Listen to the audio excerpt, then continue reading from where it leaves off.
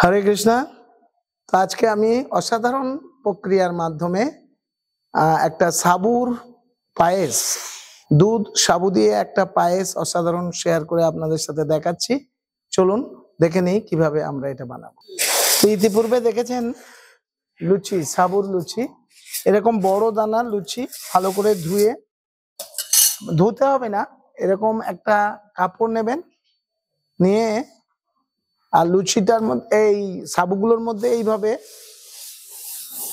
এই দেখুন, এই যে পাউডার টাইপের জিনিস এখানে নষ্ট হয়ে যায়। এবার আমি এখানটা একটা কড়াই বসিয়ে দিয়েছি, আর এখানে হালকা ফ্লেমে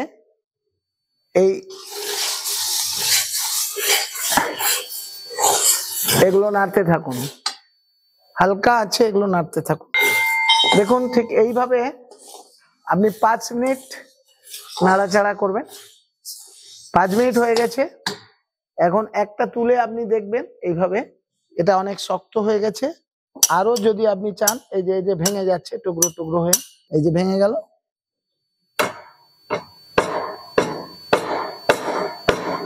এভাবে গুঁড়ে ভেঙে গেল দেখলে, তার মানে এটা হয়ে গেছে। দেখুন আমি 5 মিনিট পরে ফিরে এসেছি। দেখুন এটা ঠান্ডা হয়ে গেছে। আর এখন এটাকে আমি মিক্সিং জারের মধ্যে নিয়ে নেব। এটা আমি একটু গ্রাইন্ডিং করে নেব।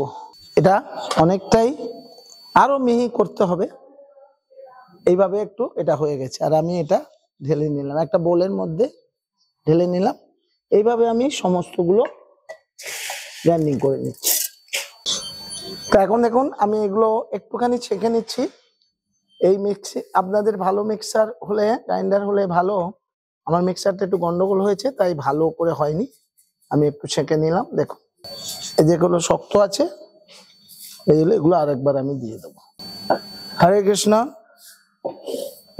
আমার এখানে প্রায় 800 গ্রাম আছে। আমি দুটো পার্টে ভাগ করে নিচ্ছি। এখন আমি এর মধ্যে একটুখানি সাদা তেল দিয়ে দেবো, অল্প 1 চামচ মতো। দেখুন এটা আন্দাজ করে দেবেন আপনারা, 1 চামচ দিয়ে দেবেন, ব্যাস হয়ে গেল। আপনি এর মধ্যে একটুখানি লবণ দিয়ে দেবেন, যেহেতু এটা একাদশীর।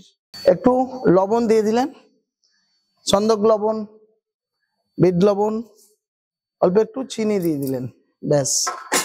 জল একটু একটু করে এটার মধ্যে, একেবারে বেশি দেবেন না, অল্প অল্প করে দেবেন। এই সাবুটি আমি 2-3 চামচ এখানে দুধ নিয়েছি, দুধের মধ্যে এভাবে ছড়িয়ে দিলাম। দেখুন এখন দেখুন আমি এটা পুরোটাই দুধের মধ্যে ঢেলে দিলাম। একটু সাবু জল দিয়ে মাখাচ্ছি, আর এর মধ্যে একটু নারিকেল দিয়ে দিচ্ছি।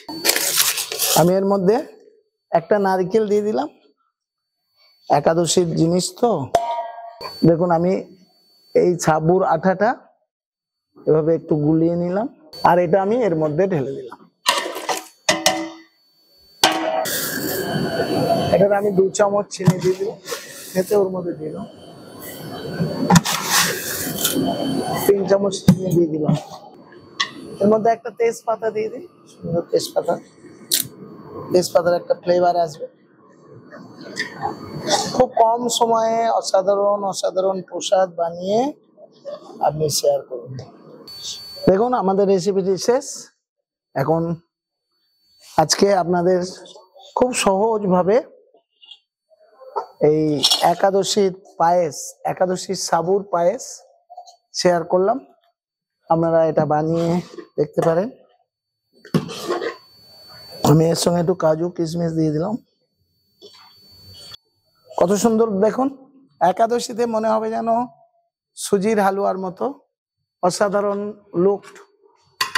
দেখুন আপনিও এই সাবুর পায়েসটি একাদশীর দিন বানিয়ে খান। একাদশীর দিন চাল, রবি শস্য কিছু খাওয়া যায় না। একাদশীতে আপনি এগুলো সব শেয়ার করুন। হরে কৃষ্ণ।